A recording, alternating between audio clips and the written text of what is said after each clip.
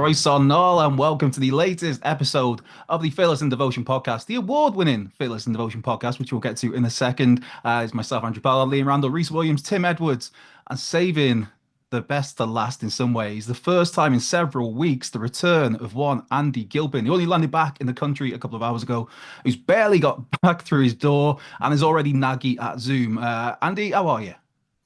I've been traveling for 36 hours and I'm as dirty as a Frenchman. But had a really good time. So glad to be back. Anything happened? Nah, not much, mate. Not much. Okay. We'll get into that in a second. Just to obviously, of course, French listeners out there. Yeah, exactly. Oh, there's not many of them. Come on. Hey, we like to booby. We like to be on a Saturday night. This is a Sunday night, though, but a quick shout out, of course, to our excellent newsletter. Go and subscribe to that. Lots of fantastic content. As thanks, as always, to our sponsors, the Fat Ball Group, the Fat Boring Mold, and Wrexham, Hill Street Social, the Mice Gwyn Hall, FE's Carnivore, the Bucking Banger, and, of course, the Christ Howell. Also, just to say, anybody out there who's been affected by Storm Dara, I hope you're well, doing as well as possible. It's been a bit ropey here in North Wales. I know, obviously, some areas of Wales have been a lot worse. Some areas of the UK have been a lot worse. So hopefully everybody's all right with that. And also, as well, before we get into the story that Tim's dying to get into, I can feel the baby blue suit about to come out any second. But just a quick shout out to the Wrexham Food Bank.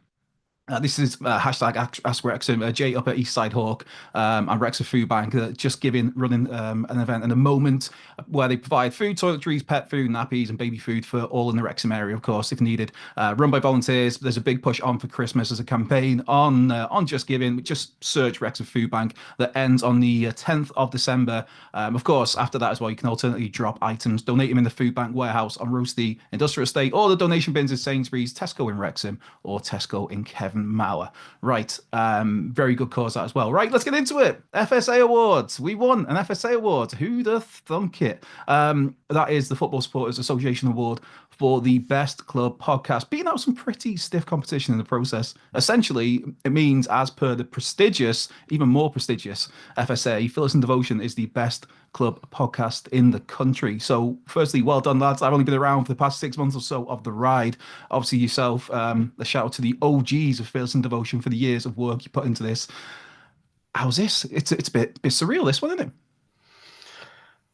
Yeah, massively. There is, if you know, that's an effort by everybody. If you can see that, there's a lot of fingerprints on it. It's one of those things. It's very, very heavy, this thing.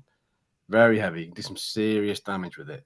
So that even got the envelope with the whole thingy in.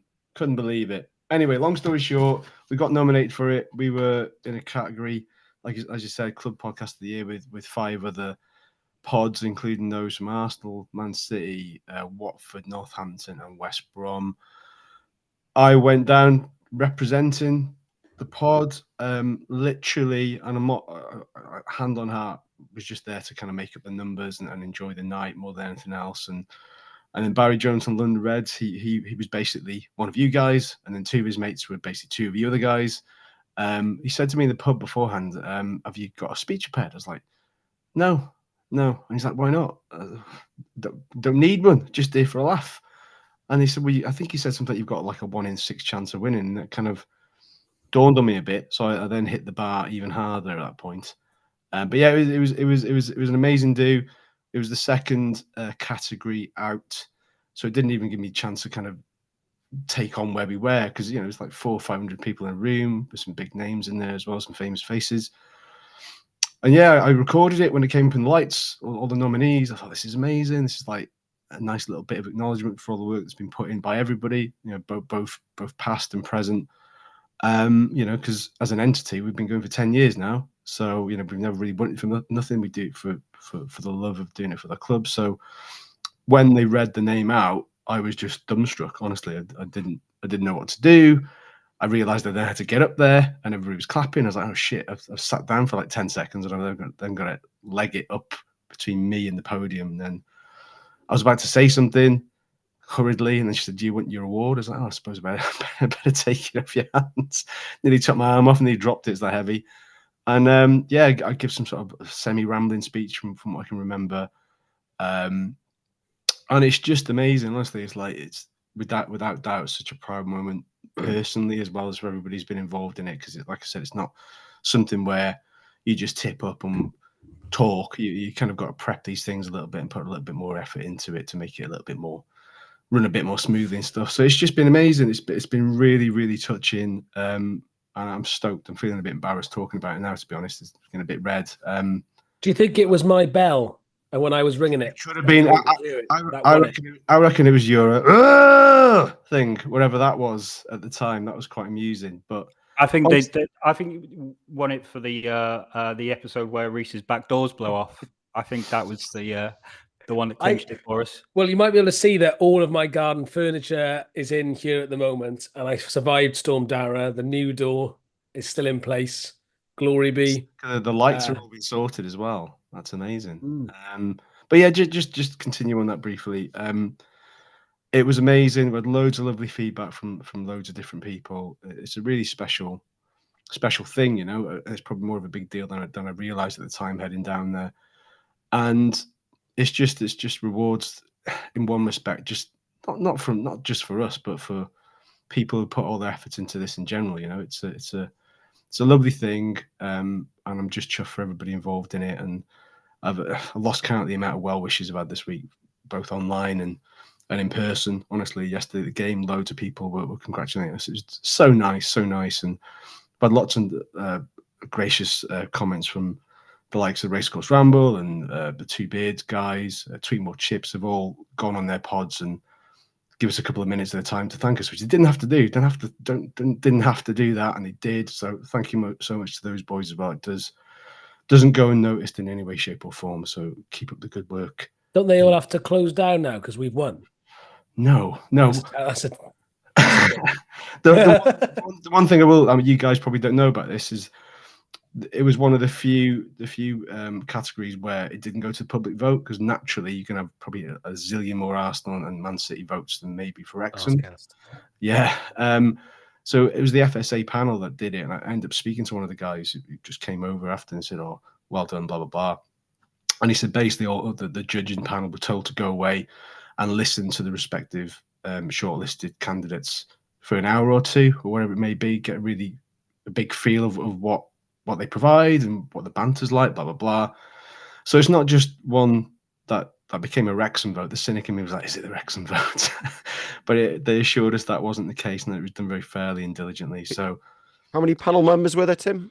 I'm not sure how many were. I was still in a bit of a daze, wondering what's gone on. What's wrong with them? I mean, bloody hell, we don't put a lot of effort into this. Honestly, I'm sure Arsenal and Man City blog put a hell of a lot more into this than we put into this. They believe me, never thanked us. They were the only one at the shortlisting on these and never thanked us. Sorry? Maybe they've been preoccupied with relegation form, the Blue Moon lads. But look, honestly, it's amazing. They obviously picked the right moments to listen to whatever they were. It's got to be the door blowing off. It's got to be the bell. Yeah, I would highlighting say. involving me. I think it was when I laughed at last week's guest. That was probably the highlight for me. He is alive and well. You'll be glad to know. He's happy after the Peterborough win. Not so happy. Good. We say we don't do it for the awards, but I do it for the awards. Yeah, that's the only reason I do it. Yeah. So thank you. I deserve it, is what I'm going to say. all 190 odd episodes has been built into this moment. You were like FSA 2020. Yeah, I'd like to thank my friends, my family, the people dear to me. Thank you. I'd like to thank Andrew Pollard for getting us over the line. We didn't have an award until he came along. So just saying, exactly. Lads, just saying. It was that Macho Man Randy Savage impression. That's what I'm going with. From the humble to the horrendous in one sitting. Beautifully put. Yeah, let's just enjoy it. And yeah, I don't want to say we deserve it, but we deserve it. We didn't deserve it, but thank you anyway. No, we definitely didn't. Definitely didn't deserve it. 4 out of the 5 panel voted. Apparently, that's a landslide. Fearless and Devotion is not even my favorite. It's not even my favorite Wrexham podcast. Let alone. I like Welsh Beast. I like Welsh Beast the best. Oh my God, where's Welsh Beast? Is he still? I was on his relaunched podcast last week. It was very, very amusing hour or so of his time. It's good fun. Legend. Yeah. There we go. Enough about us. Onwards. enough about us. I thought Tim was going to go Enough full about Halle us. Berry 12 there. minutes of us. Can you maybe tell people that if they want to just skip to 13 minutes into this podcast, it might be more bearable. Yeah, let's move on. Go. Yeah, move on.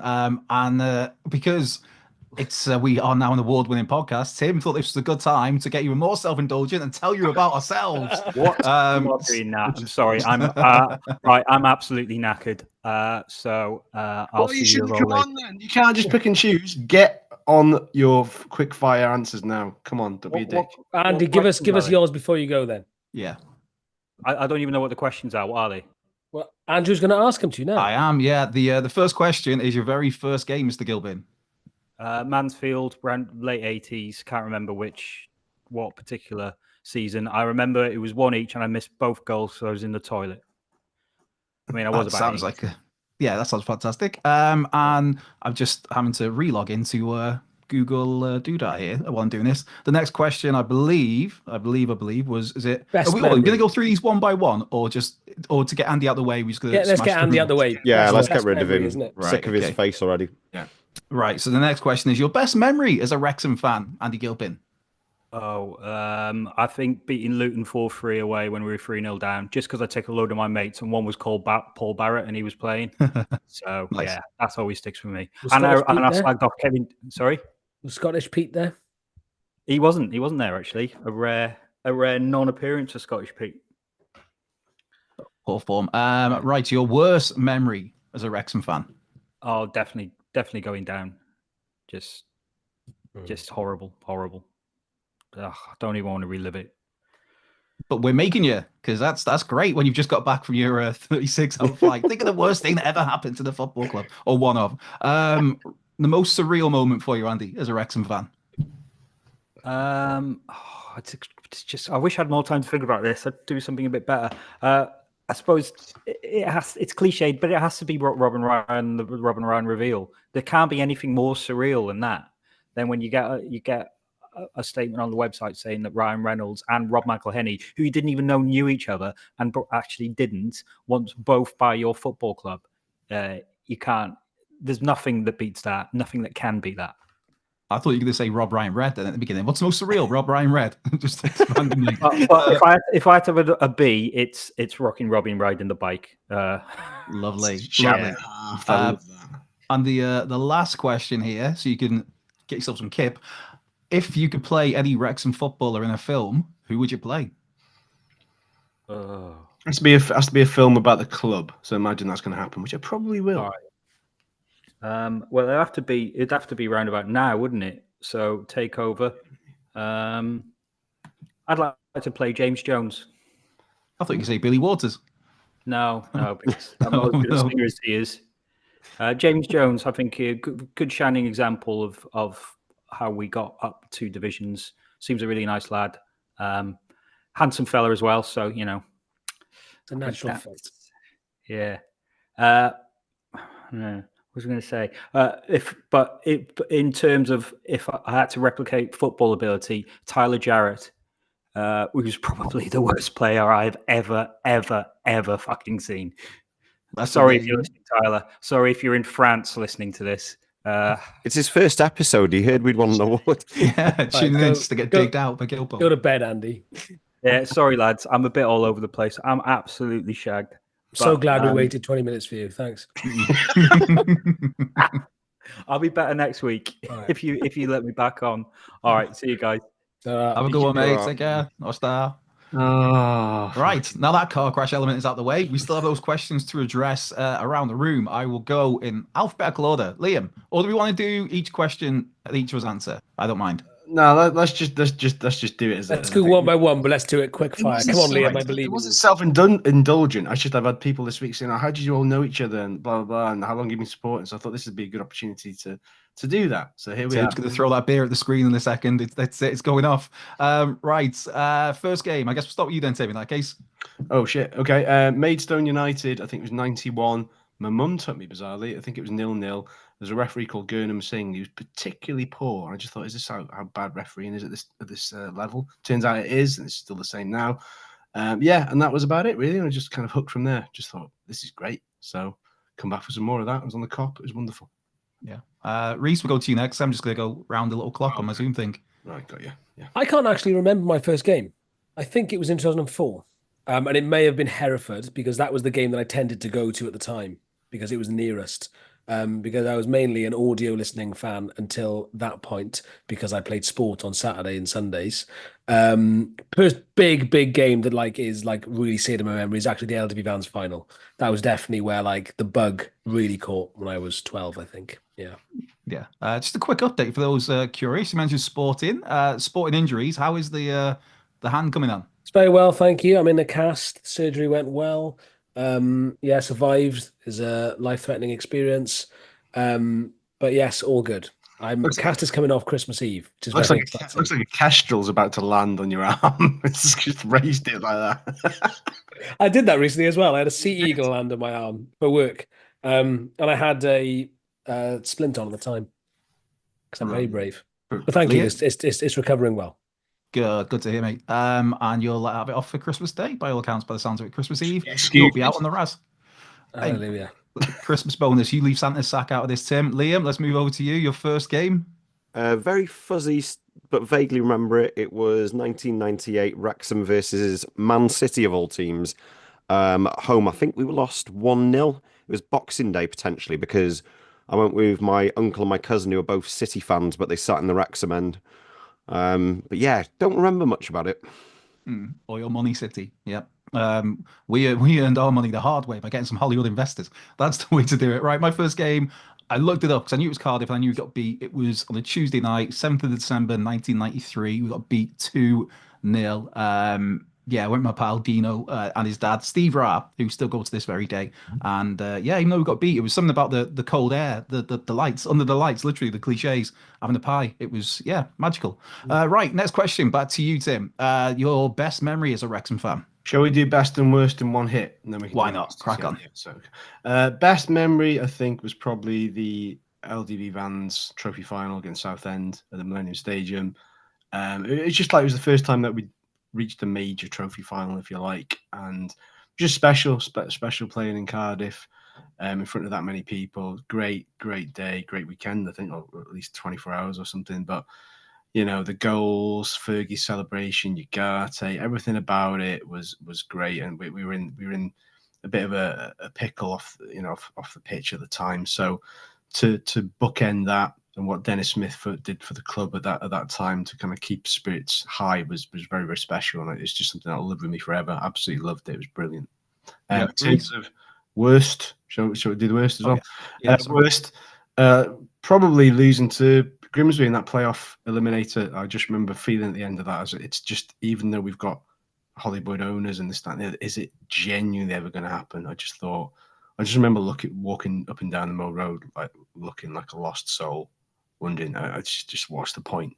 What is the point? You could score 4 goals at home and still lose. So that was a particularly low point. Even eclipses relegation from the league for me, just in terms of how I felt. Yeah. Rhys, best and worst? Well, you nicked LD Vans off me, so I might go with something else. But that was a great day. Absolutely loved it. Great memory. It doesn't really compare. I suppose Notts County then. Got to say, I mean, it was just unbelievable, and that's when it was like, yeah, we're going up now. There's no way it's not happening. So the gods are on our side. So when that penalty was saved, so that was unbelievable. Worst memory. I'm going to go for a Hereford one again. It's not actually. We were at Hereford when we got relegated, weren't we? I'm not going to pick that one. Weirdly, it's the one the season before, I believe, and it was just before Dennis Smith got sacked, and we just looked. It was a horrible day. I think it was Christmas time. It was like New Year's Day or the 30th or something. We lost 2-0. It was a poor side. It was wet. It was horrible. I was soaked through the skin, and I remember just thinking, like, we are screwed. Like, there's only one way this club is going, and I think we lost to Accrington at home 2 days later, and Dennis Smith got sacked, and it was the start of the long and inevitable descent. So that was grim. Yeah, Liam. So my best, I'm going to go for the win over Boreham Wood, Seal promotion, finally out of the shit show that was the National League, just because I thought it was never coming. It was a huge release of emotion, quite a weird sort of mix of delight, but also just years of sort of I don't know, struggle just released in one go, but I celebrated it in the right way. I lasted until about 6 in the morning or something like that. So I feel like I did it justice. And then worst, I would say the loss to Newport at Wembley, just because I'm not saying I had like a premonition of how long it would actually take us to get out after that, but it did just feel like a huge chance missed. There were a couple of moments in the game, everyone talks about the Brett Ormerod miss, obviously, and then Newport did a bit of a smash and grab right at the end with those 2 goals. And also just remember some smug Newport fan on the tube home who I think I've just about exercised him from my memory now, but he still lingers there in the back sometimes. Yeah, grim. I'd say best. I mean, all the ones we talked about are right up there. LDV Vans was just me and my mates did, I think, 3 days in Cardiff for that. And it's like a running joke to this day that Charlotte Church's mum tried it on me. So if you're out there, Maria, still single and waiting. But I'm gonna go. There's so many. But I'm gonna go with. Just because of the release, but a very different scenario to the promotion from the National League.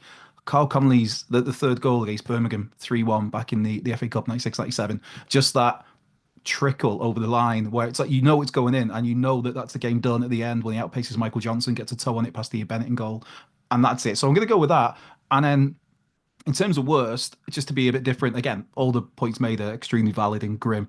If you take the dickhead Crocs away from it as well, that tried to ruin the club several times, I'm going to go that same season and go Chesterfield. That was my first real experience of just pain and heartache at the football. That journey back just felt like it took forever. And it's like seared into my brain. When I think of worst Wrexham moments, that's the one that immediately comes to mind. Like, God damn, Chesterfield, that coward Andy Marriott, or arsehole as Brian Flynn called him.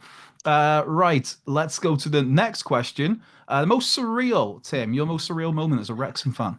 Oh, I think probably interviewing Rob and Ryan the other year. That has to be up there because we never really kind of expected it to happen. There's a lot of to and fro in, and I think Rhys was the architect of all that. So when it finally happened and they suddenly pop up on your screen, you're like, oh yeah, so it's actually happening. This is wild. This is wild. You don't get many audiences like this, and especially from a mere podcast to sort of speaking to these two very, very grounded superstars was amazing. They were lovely as well. They gave up plenty of their time to us. We were very fortunate. So that had to be up there. I'm like looking around, I think we just got to ease into it. I think it's probably the most nervous I've been. And then realised after the first question we didn't need to be. They were just lovely, and then they answered everything very frankly. And yeah, that was up there. It's kind of a pinch me moment, to be honest. Yeah, just to say, if you are listening, Rob, Ryan, feel free to pop on by anytime you fancy. It's an open door. Rhys, yourself, most surreal? Oh, you're on mute. Apologies, it's been a while since I've done that. Most surreal has got to be, I think, Boreham Wood for me. I was actually working, which was a bit. It was a weird feeling because it would have been better just to have been there. But because I was working, it was a little bit more odd. But it's just an unbelievable feeling. I remember everyone was sort of walking around with like, have we actually done it? Is it finally happened? And the fact that we went down after about 6 seconds just made it all the more perfect because I think we all thought exactly the same thing at that point, which is like, oh my God. So yeah, that was brilliant. What a night that was. Yeah, Liam, your most surreal moment as a town fan? I was between two. I was going to go for one that happened this week, but I'm sure we'll get onto it. But actually, I'm going to go for Stephanie Booth's golden envelope opening on the pitch with cheerleaders. Oh, mate. I forgot all about that. Jesus. If anyone hasn't seen it, look it up on YouTube. I think there was actually there was a documentary around the ownership at the time. I can't remember what it was called, but I think it's got pom-poms in the title, weirdly. It was like a BB. Yeah, I was going to say for new fans, she was a prospective buyer, wasn't she, when we were desperately in need of someone to come? Well, no, we were fans owned at the time. It was before the trust took over, wasn't it? Yeah, it was. Yeah, it was all around the time that was going. There was that was it. Pitches, Pride and Pom-Poms, it's called. Wrexham week in, week out. If you watch it, it's quite an eye-opener. Cheerleaders, man, I forgot all about that. Chips were a quid, everybody remembers. I forgot about the cheerleaders and the golden envelope. Anyway, my most surreal moment is slightly different. Is the fact of this small-known fact that I got to actually officiated the wedding of one Mark McGregor. about what 2 years ago, three. It was in November, so yeah, become for an anniversary. He is still married, Martine, the lovely Martine, basically Macca had left it very late to sort somebody out to do the wedding, and he'd already gone to. I'm not sure I'm supposed to say this. Anyway, they needed somebody, and his logic was that supposedly I'm all right at public speaking, so naturally I'd be fine to do a ceremony, like host a wedding ceremony. So that was Trevor Barn, and just he told me not to wear a suit because nobody's wearing suits. Everybody's wearing relaxed clothes, no suits whatsoever. It's like, it's a wedding, mate. You have to wear a suit. And he's like, no, I'm just wearing shorts and a posh t-shirt. I'm like, for your wedding? And fair play to him, he did. But everybody else that turned up was in a suit, apart from me, who was just in some nice corduroy. Standing at the front of this ceremony, reading his vows. And then what did you go with then? What did you wear? Me? Oh no, Yeah. mine was corduroy. I went with some nice cords. Corduroy. A corduroy suit, yeah. It was it was two separate pieces of corduroy, so it wasn't matching even. It was just one. Yeah, it was like a light brown jacket, and I think a dark brown corduroy pants, a shirt that was tucked in because you got to be posh because I'm a vicar essentially, standing vicar. And that was that. As a thanks for it, he gave me a signed Mark McGregor shirt from back in the day that he got out of his attic. Gave me that a couple of months later. But Mark McGregor, being Mark McGregor, if you met him, he's the loveliest fella in the world, but he's a bit of an idiot. So he tried to frame it for me. And it was a really tiny frame, so he cut the sleeves off to fit it in. And then when he signed it, he signed the glass on the frame. And I'm like, cheers, mate. It's right in front of me. It's literally just there. So yeah, that's sleeves off it. Yeah. So it's still in the crammed frame just down there, ready to be reframed properly. It's the 99 season shirt with the Super League.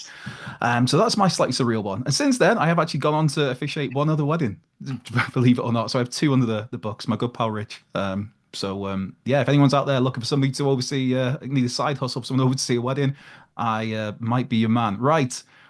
Oh yeah, last question, isn't it? One more on this one. This really, really long segment here, Tim. Come on. Last question. Made it long. Yeah, you said self-indulgent, and you've all actually loved it. Don't lie.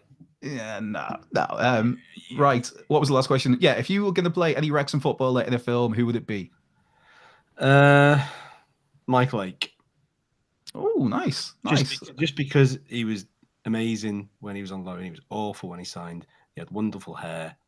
That's all that matters. I want to grow my hair back, and it's a great shout. It's the only reason why. Yeah, I'd like to play the mean Sacco, and it would be in the opening 20 minutes when it's like how the mighty have fallen, and I would do the big headbutt in a 2-0 home loss to Hayes and Yeading. Yeah, remember it well. Brilliant. Driving around a Hummer. I remember that the headbutt where it's like at first it's like that's going to be a red card for their player. He's clearly fouled him, and he just gets up and nuts the guy. And I'm like, what are you doing, you loon? Liam, who are you playing in the film? I was going to say Jay Harris originally, just because of the height and the appropriateness, but I haven't really got that sort of. I don't think I've got that same streak in me as him. So another short fella, but a lovely bloke who I actually think his story deserves telling is Paul Rutherford. So I'm going for Rubbers. Love a bit of Rudders. I'm going to go Mickey Thomas. I mean, just imagine that the life that Mickey Thomas is. Oh, brilliant! I have a T-shirt of that. That's a jumper. Yeah, fantastic. For those listening through various podcast means, Liam showing off a Mickey Thomas sweatshirt there. That's very nice. Go and treat yourself to one. Yeah, I would go. I'd love to see you as Mickey Thomas because that facial hair would have to come off, and it would just be amazing. You with some sort of like 80s mullet. That is tremendous. Absolutely, Michael Reginald Thomas, I should pop out there. He is popping by the Mice on Saturday if you are in pre-match for Carlos Edwards. Tickets, literally a handful left, so crack on with that. Right, we're actually going to talk about some recent football now. Crazy. Yes, Burton. let's talk about football. We've got 10 minutes to discuss football, which I think the podcast is about. Tim, is it? We'll figure it out. Let's get the Burton and Barnsley. Yeah. It's not as if there's loads of goals in it, so you know. No, very, very true. I mean, did anyone go to Burton yesterday? Yeah. How was it, Tim? How windy was it? Was it as windy as it looked? It wasn't as bad as the further towards the coast you went. So it was all right. I don't think it was ever really in doubt. I mean, there was a few movements beforehand that it might be, but that was very, very, very premature. It was cold. It was windswept. It had an effect on the game. Clearly, that's how we got the goal. I think in the words of Andy Morel, I've already erased it from my mind. Very forgettable game. Nothing of any real quality. But those are the sort of games that you grind out if you want to be in amongst it, and we've done exactly that.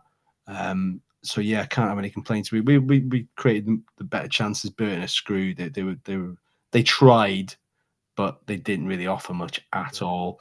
So I'm amazed they beat Peterborough so convincingly. To be honest, but they're very good there. So yeah, it was just a gritty win, attritional win, and we got over the line eventually. Speaking of forgettable 1-0 wins, Barnsley I thought was pretty much the same Tuesday night. Now, first of all, Andrew or Liam or Tim, did any of you leave? No, never leave. People were leaving, were they? Believe it. I was like, really? It's like you never leave a Wrexham game early at 0-0, surely. And I don't get the argument for I want to leave to beat the traffic. You're not beating the traffic. You're not beating anybody. You might get in front of an extra 2 cars. So I don't get that. But I did see after people run back in when we scored. Classic. But what a strike though, Andrew.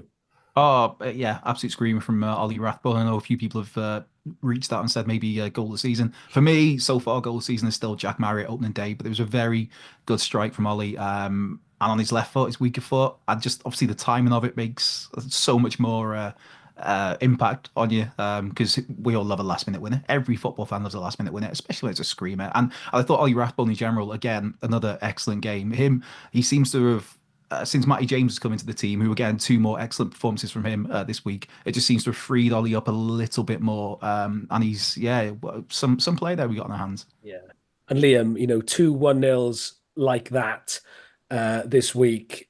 Cliches out, but it's a sign of a team that's doing well, isn't it? Yeah, I saw how pumped Parky was after the Burton game. He's just going past the away fans, giving it the big one. And I think it's strange in a way, because people will be saying, well, that's a game we should win. But when you think about the conditions it was in, I think even when the ball was being played fairly low on the deck, it wasn't doing anything that you could describe as sort of predictable. So to come out with that with any sort of win is absolutely fine by me. I said at half time, I'll take a 1-0 scrappy win in this game. And Elliot Lee actually tried something very similar to what he pulled off against Burton, against Barnsley, I think, if you watch the highlights back. So it seems to be sort of quite a deliberate thing to get it right on the keeper's head. There was me probably a few weeks back saying take Elliot Lee off set pieces, but if he wants to do that every week, he can stay on them. Yeah, me and my old man were really slagging him off in the. I love Elliot Lee, by the way, so please, but on corners, because I was just getting quite frustrated with them. And then he goes and does that. So yeah, stay in them as long as you like, Elliot. And obviously we've signed a goalkeeper following some bad news there. Tim, tell us more about the goalkeeping situation. Yeah, well, obviously against Barnsley, Callum Burton pulled up. I'm not sure how it happened, but he's basically been ruled out for the season now with a torn thigh or torn thigh muscle, I'm guessing is the correct terminology. Massive blow for him, because we obviously know how well he's been doing. But then Howard's come in. He's just carried on. It's not a problem. He's very, very experienced, very, very clever goalkeeper. So kept the clean sheet. Was in from the start against Burton. Very untroubled, to be honest. But we need somebody, because obviously Arthur's still away. Callum's now out.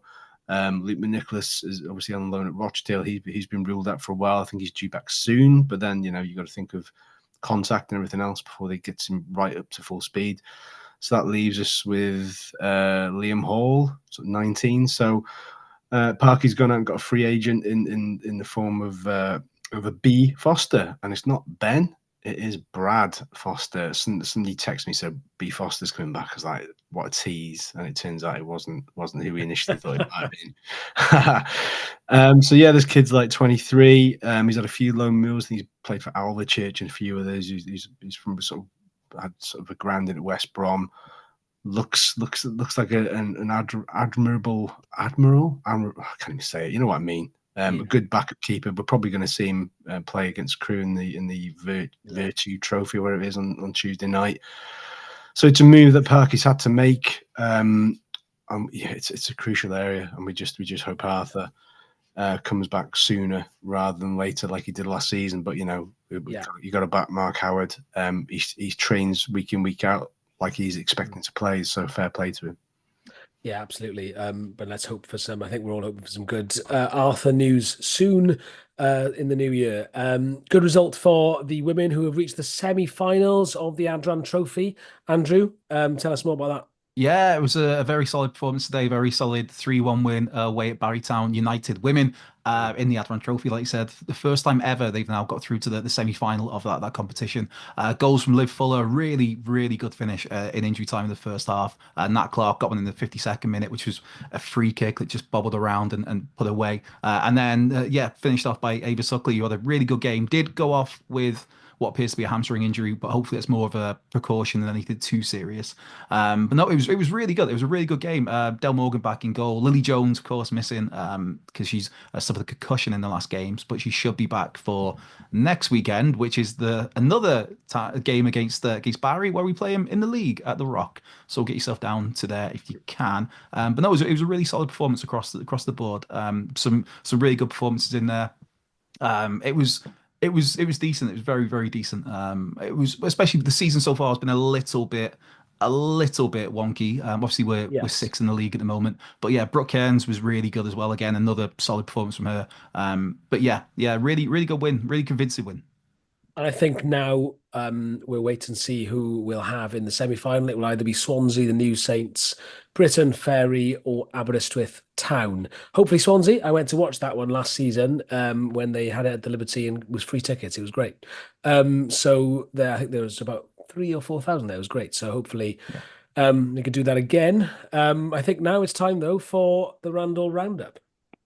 Right, yeah, this is the time of the week where I get to pretend to be Lizo Mazimba, like I'm on Newsround. So it's my personal highlight, of course. So to start off with, had a few bits going on this week. One is about Wrexham's route into Europe, which is basically something which was put forward by Swansea initially, but I think most of the other clubs like Cardiff and Wrexham have got on side, which is trying to get into Europe via the Welsh League Cup, isn't it? I can't remember what the actual name is. Is it Nathaniel MG Cup or something like that? You're here to tell us, mate. It's the Randall Roundup, not the William. Well, Nathaniel Mice Win Cup. Yeah, MG stands for Mice Win, always. So there's been a bit of a development on that front this week in that originally I think it was going to go to the FA, but via a sort of subcommittee, but now it's going to need every club to vote on it, and one unnamed club executive was named as saying that basically the Welsh clubs want to have their cake and eat it.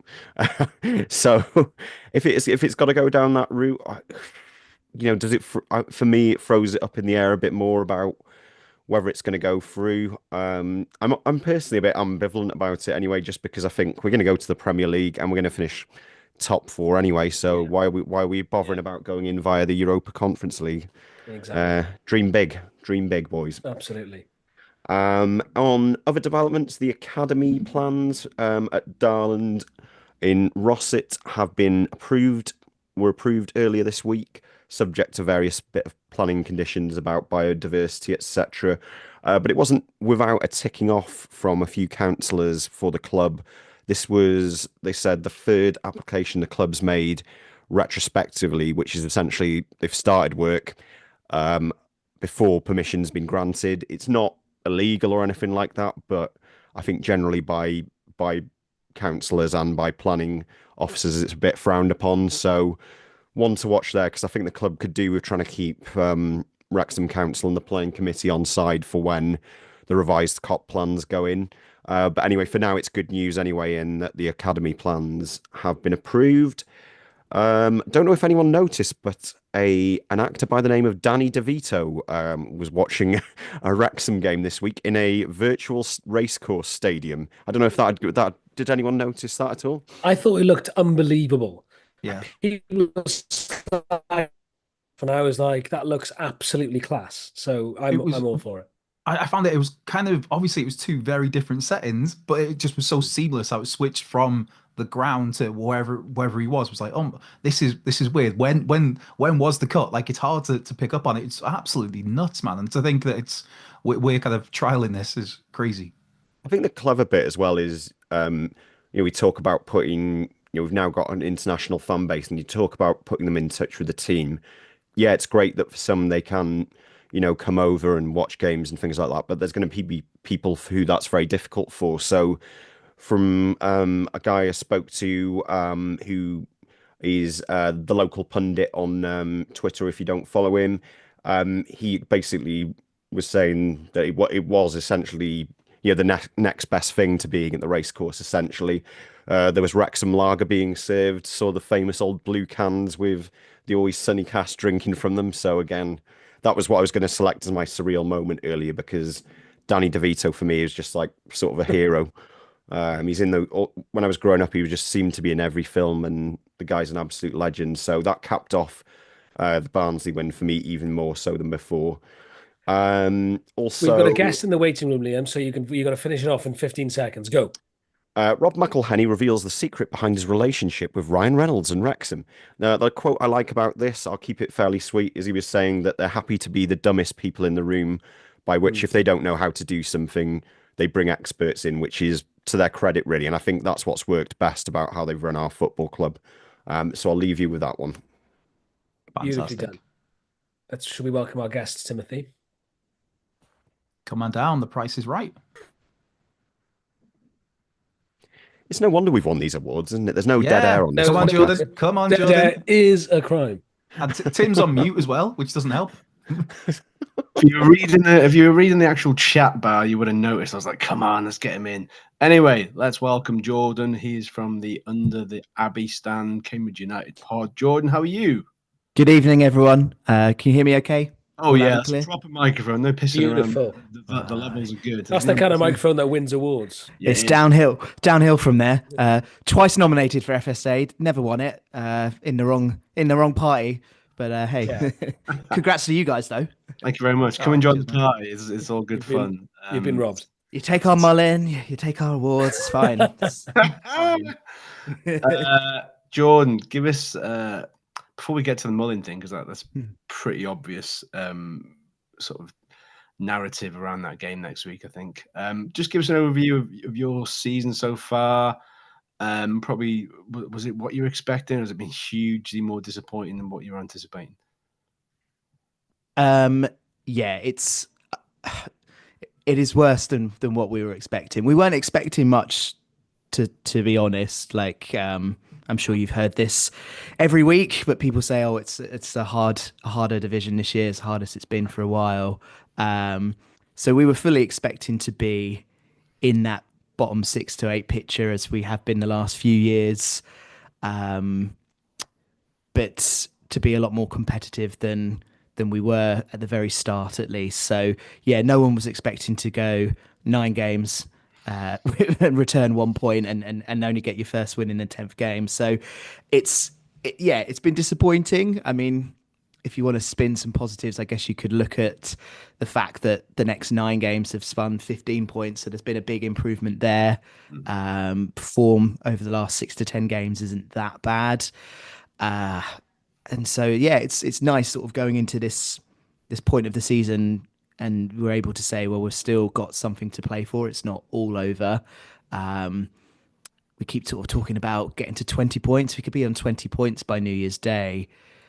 If you think you want 45 to 50 to stay up, it means that you just need a smaller improvement in the second half. But I think it'll be a difficult ask to get 4 points from the rest of our December, because it's pretty difficult. Got yourselves, got Huddersfield, got Orient, who've found this form from somewhere, and Charlton away on Boxing Day. So yeah, it's hard to see where points are coming over the next 4, which makes the win on Saturday really crucial. But yeah, to answer your first question there, like, we weren't expecting much, but it's definitely been worse than what we were expecting. I think one way to endear yourself to Wrexham fans is the fact that you beat Shrewsbury at the weekend 4-1, which is hammered the first of a nail in that coffin. Surely they look awfully doomed. I'm not just saying this to be popular. They were terrible. They were really bad. It was dangerous. It was bad weather conditions yesterday, but it didn't impact the game as much as we thought it was going to be. And yeah, they really, really, really were nothing to write home about. So yeah, Gareth Ainsworth's got a big job there. So it's nice to beat him as well. He's someone that historically we never seem to take points off of. So yeah, really enjoyed that one.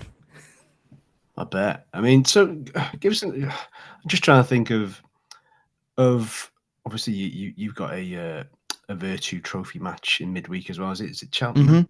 Yeah, Cheltenham away on the Tuesday. So let's kind of bookend that from both of our points of view and look ahead to the game next week. What are you expecting from it, and who are the sort of key men, if any, that we should be keeping our eyes peeled for from your squad? Has he frozen? It looks like he's frozen. Oh, have I frozen? Are you there? It could be me. I'm still there. You're still there. Fire away. Sorry, mate. I was deep in thought, so maybe I was just not moving that much. It's a hard question to answer. What am I expecting from a trip away to Wrexham with your home form and our away form? Not much is what I would say. The win on Saturday was important because it showed a response and it showed a bounce back after going to Reading in midweek and losing really, really comfortably to them. And we have that in us. We have that in our locker to sort of just tanking games. The last time we did it, annoyingly, was against our local rivals, Peterborough, where we rock up to that game with 5 clean sheets on the bounce and concede 6. Awful day to decide to start conceding goals. But having said that, those 2 results over the last sort of tend to most of the season actually tend to be in kind of isolation, because although we weren't winning a lot of games or picking up a lot of points, we weren't losing games by big score lines. So one of the things that I think you might be prepared for on Saturday is a Cambridge United team that are more defiant and maybe more stubborn than their league position shows. You know, we've picked up good results against people like Bolton and Barnsley over the last few weeks as well. So my expectation for Saturday is for the game plan to be similar to those games, to try and stay in it as long as possible, get men behind the ball and try and hit on the break. In terms of key players for that to work, a lot will sit with the 2 wing backs, Liam Bennett on the right hand side, James Brophy on the left hand side, because they've got engines. They run back and forth for 90 plus minutes each week. It's quite remarkable. And then up top, we've got a guy on loan from Bolton. I think his signing kind of summed up just how our season's going. You know, signing someone from the same division of you who's like 5th or 6th choice just goes to show how poor our transfer recruitment was in the summer. But a guy wears number 9, Dan Lindulu, he'll be really crucial to us because he'll be doing quite a tireless task of trying to hold the ball up. So if he has any success and we can get bodies around him, then that might be where we get some goals from. We did that on Saturday on the break quite nicely, but I'm not sure it'll be as easy to do against you guys. Oh, okay, there we are. Is George Thomas, is he involved in the squad? I'm just looking at it from a Welsh perspective. He's obviously hit the senior team maybe 2 or 3 times now, from what I can think off the top of my head, but not for a while. I'm just wondering how he's getting on, how much of an impact he's having. Next to none. He did his ACL quite late in the season last year, and I think he's due back sort of March, April time. So he just kind of sums up how the club has gone over the last sort of 2 years. We got promoted into the division. We stayed loyal to the team that got us up. And then from there, the recruitment policy has been one of sort of signing players with League One and Championship experience who sort of are in their early to mid 30s, and they've obviously been expecting or hoping that they're signing experience, and that'll be enough to sort of transition us into a team that can compete at this level. In reality, that just hasn't worked out. We've been grossly let down by the more senior players.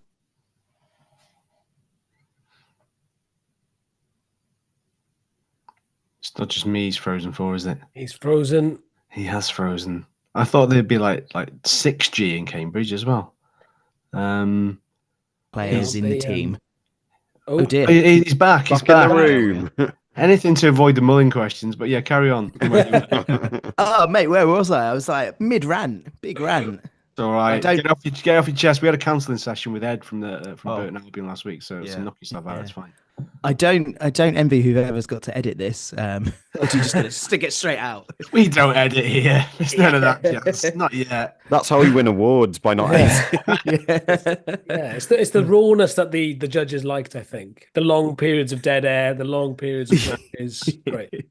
Terrific. Well, all I was saying was George Thomas just kind of sums up how things have been over the last couple of years. Like, we've been signing players who we thought would have had that experience and that profile to sort of transition us away from sort of the bottom six.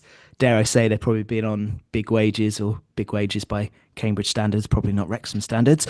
But they just haven't, they haven't returned the performances or the consistency that we've spent the money on. So yeah, George Thomas has had very, very little impact at Cambridge United because he's been injured most of the time that he's been here, but scored a great goal away at Accrington the year that we did the Great Escape. So I'll give him that. That's the one positive I'll give him. I guess we this is where we broach the subject, the touchy subject potentially of Super Paul Mullin.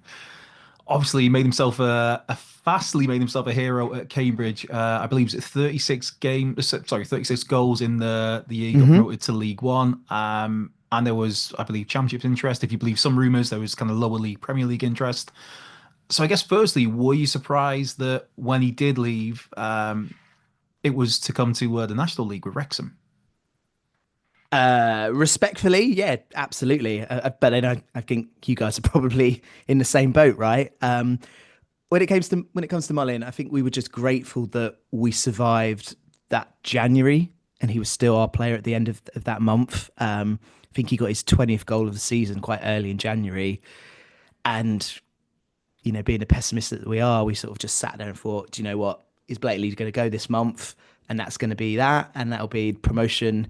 That will all fall apart and so forth. So we're very grateful that we I don't know if they had offers or inquiries or what happened, but he was still there come the end of that window, and yeah, was a massive part in getting us across the line and getting promoted. Then that was a team and a squad that people thought we were going to be in sort of like the relegation battle that year, and we actually, we went up automatically. So that just goes to show the massive turnaround that we did. And I guess the summer came, and I think the club, I think they put their cards out there to Paul Mullin and said, look, we'd love to keep you. This is the best that we can offer for you. And it's just with you now, like, take as long as you want. If you can't find anything, then you've always got a home here. And yeah, the fan base all sort of expecting, at least sort of League One level, if not Championship. I think like Middlesbrough and Preston were names I seem to remember at the time. And then just like the longer that summer went on and he hadn't moved, it did seem a bit peculiar. And then you start sort of questioning, like, maybe he won't get the move. Maybe people are sort of looking at the season that's just been as a bit of a fluke. So yeah, I think I speak for all Cambridge fans when I say, like, I'm delighted that it has panned out for him and that he's gone on and, been able to stay near his home, stay near his family, but also play a lot of football, win promotions and finally get himself up to this level, because we all felt bad that he didn't get, a crack of the whip when we all went up into League One. And I know he's not flying this year, but yeah, he's still very much loved at Cambridge United. I think that's a really refreshing thing to hear, because obviously, I'm sure there's is a certain percentage of the Cambridge fan base that maybe isn't delighted to greet Moles on a Saturday, but just to hear how grounded a response you have to all that is that it was more a case he missed out on League One rather than, he's left us, we're just sad he didn't get to play in League One. I think he does talk, I don't know if you would have read his book, because it is very Wrexham centric, but he talks glowingly about Cambridge and just about the reality was he wanted to be closer to home, obviously, with his wife, with Albie, and also it was kind of came together nicely at the right time. Wrexham close to Merseyside, to the Wirral. So I'd imagine the away fans, travelling fans. Will you be making the trip yourself, Jordan? And will you get a decent reception there then from the majority? I can't make it this weekend, unfortunately. well, I say unfortunately, if it pans out badly, maybe it won't be so unfortunate. Yeah, I imagine he'll get a great reception from the away fans if he's, I don't know, if he's starting or if he's warming up and is near the away lot. The reverse leg, which I think is quite near the end of the season, I think it might be a slightly different story, just because as much as the Cambridge fans still love him, there's always just like one or two idiots that will like boo or say something. But for the most part, in both legs, I think he'll get a great response. And yeah, it's an interesting one, because when we did that first season up in League One after getting promoted, we completely changed our style and our formation, and we went 4-5-1. And I often think back and think, like, would we have done that if we still had Mullin at the club? Like, would we have tried something a bit different? We actually stayed up quite easily that year. But the following 3 seasons since, it's just been the biggest thing for us has been an inability to score goals. And this season's a prime example of that. And even on Saturday when we scored 4 against Shrewsbury, you just think, you're sort of watching the game, you're like, Mullin in this side would do wonders. We'd be pulling ourselves clear of the bottom 4, I'm sure. Yeah, you're struggling to score goals, and you're coming to the racecourse on Saturday. I think that's a tough Saturday in store, hopefully from our perspective. Before we let you go, do you want to give us a prediction for how you see Saturday going? How do you see the game going, and what's your score prediction? What I hope is we don't fall foul of what we've done a few times this season, and that's when we concede in clusters, and then it just completely throws the game. We did it on Tuesday against Reading, and it just killed the event, as it were. So I'm hoping that a positive performance on Saturday, and I'm hoping people get minutes on Tuesday with a bit of rotation. I'm hoping we come to Wrexham at least with the mindset and the confidence to say, do you know what, this isn't just going to roll over and be an easy one. I hope they look at, recent performances where, we've got points against adversity against much better teams than us. That's what I hope. Having said that, I do suspect we'll lose probably fairly comfortably. So I'm going to go with 2-0 Wrexham. Tim, do you want to give a prediction? God, that's unprecedented. Is that 2 guests in a row that predicted defeats for their own team? I can't think now. I mean, to be fair, both teams were in the bottom 4. Burton last week were 23rd. You've got to have hope, even if it's false. So Yeah. it doesn't matter. You can almost see Mullin, can't you? Kind of feel like it's made for him. I know people say Mr. City yesterday at Burton. He took it first time. The keeper's made a good save. Yeah, maybe he should be scoring that goal, but he's getting into the positions. It's only a matter of time before he starts putting them away. So, one step at a time. I've got one question for Jordan, actually, once we've done our predictions. I think, I'll go for 2-0. Another clean sheet on this crazy run of clean sheets. And, just eke it out. Take your moments. 2-0. Go for that. I'm going to say 1-0. Seems to be a theme at the moment. Liam?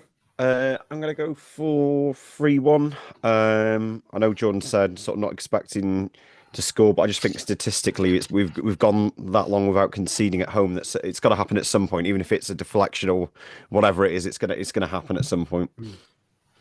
Andrew? 3-0.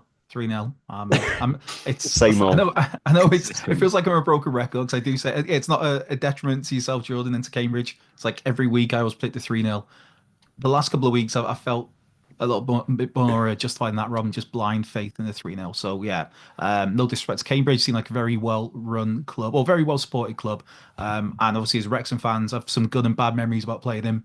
There was when we got relegated into 2002, we played Cambridge and won 5-0. Lee Jones getting 5 goals, but got relegated. And then the following year, we won 5-0, the very last game of the season, when we got promoted. So there's mixed memories with Cambridge. They seem like a really nice club, really good fan base. But yeah, sorry, Jordan, 3-0, mate.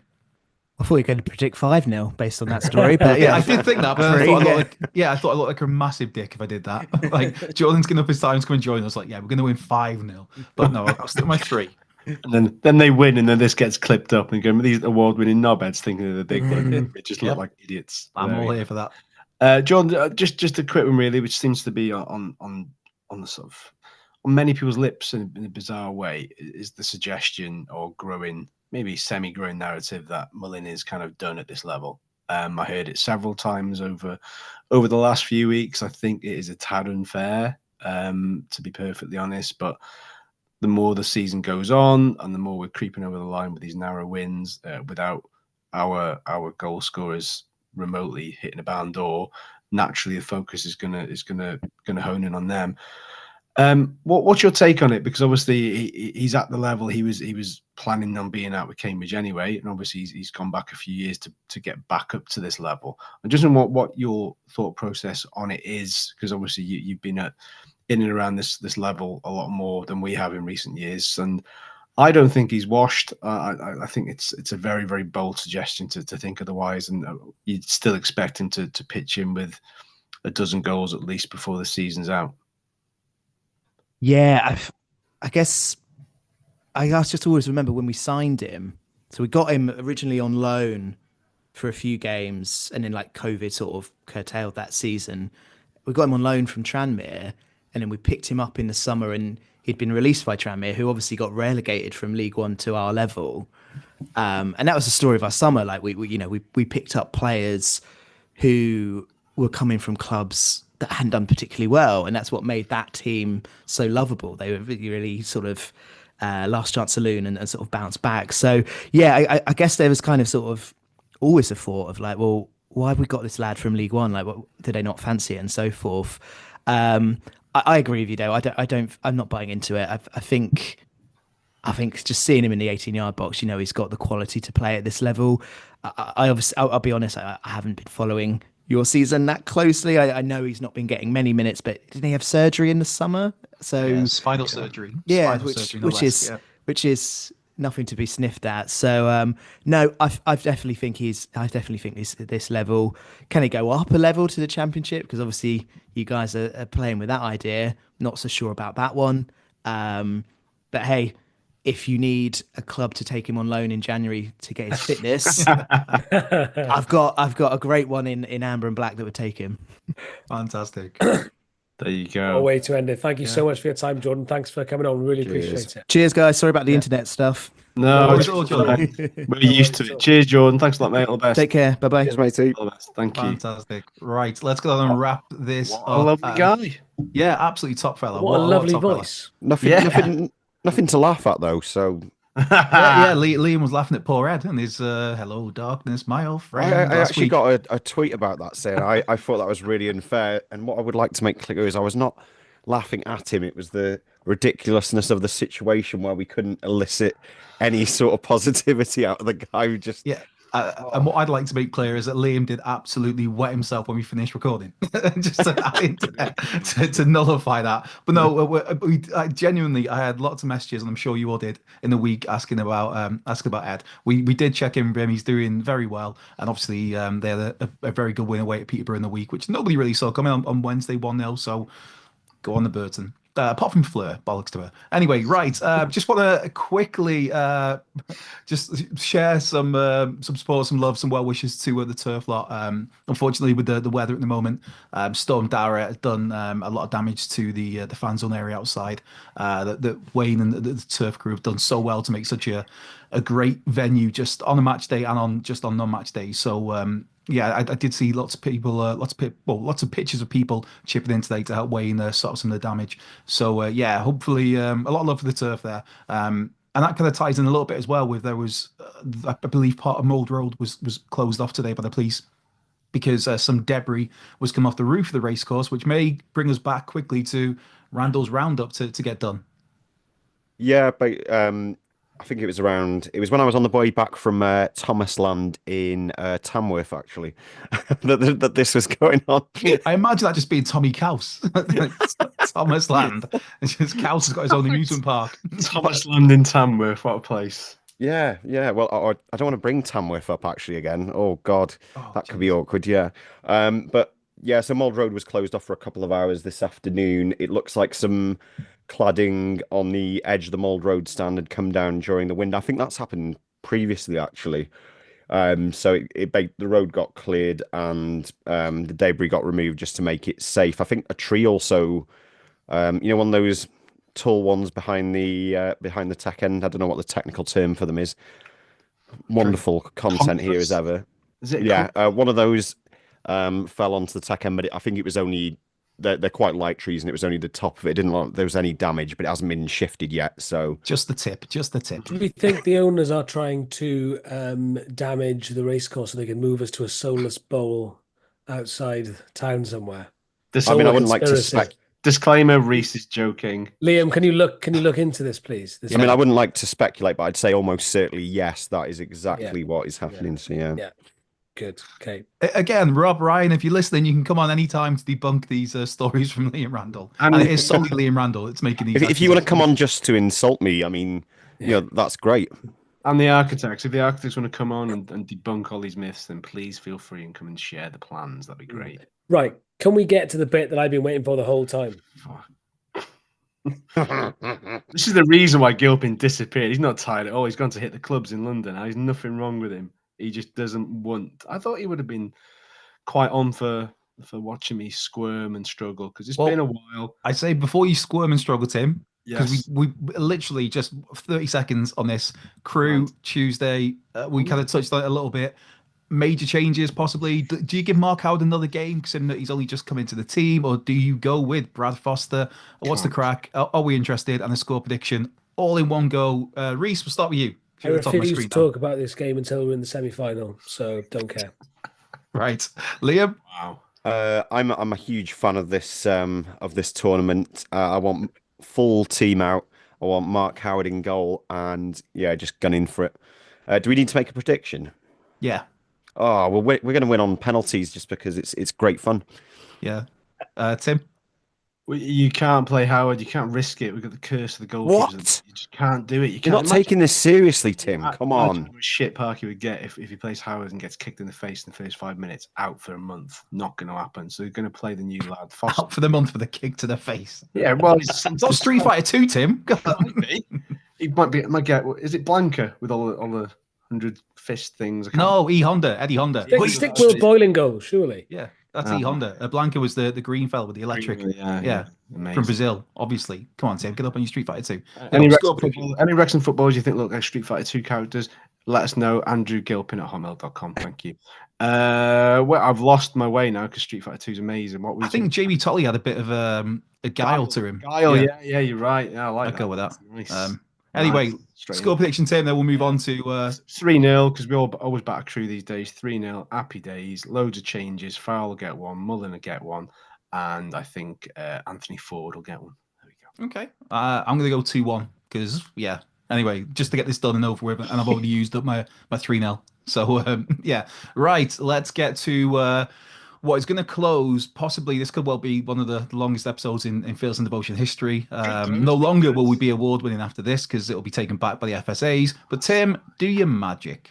Well, it's been a while since any sort of Book of a Conqueror or any of that jazz was done. I'm pretty sure I did something similar to this song, maybe this time last year, but maybe not so much in depth. And I spent an entire 4.5 minutes coming up with these lyrics.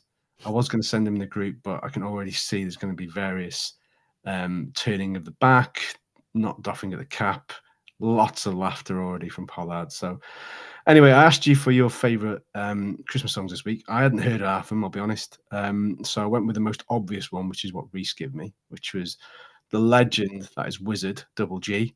Wish It Could Be Christmas Every Day. So here is me doing the karaoke version of that. Wrexham-fied. So here we go.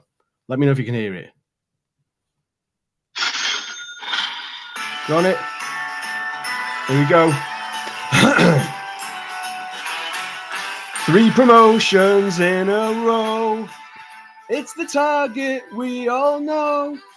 We'll put a great big smile on Rob and Ryan's face. Wear a shirt in white and red.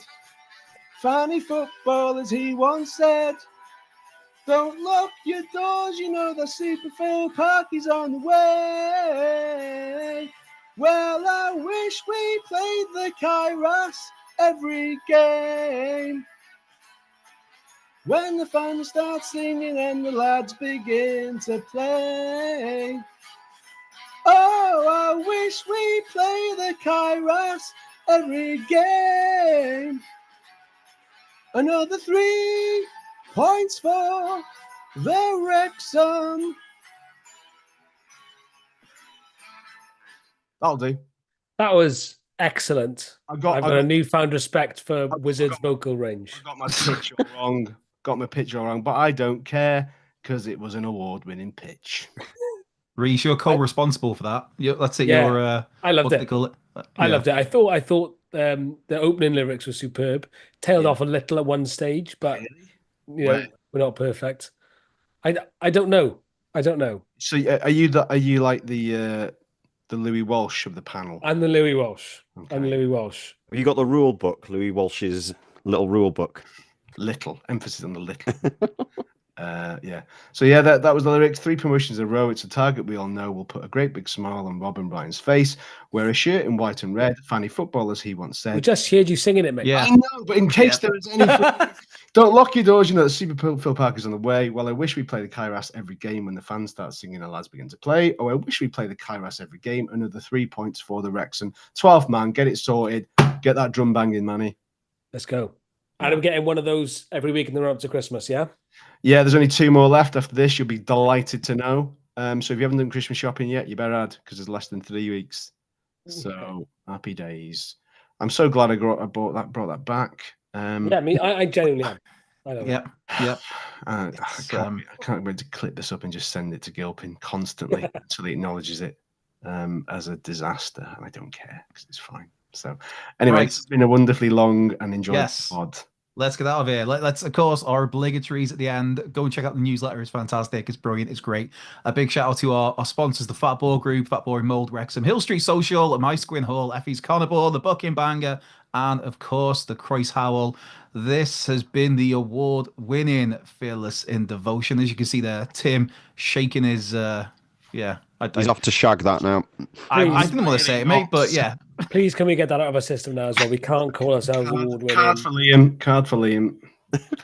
Pet hate. Trophy Bye, shagger. everyone. Yeah, Bye. Just got out of the system. Right. Just nominate us again. Thank you. Bye.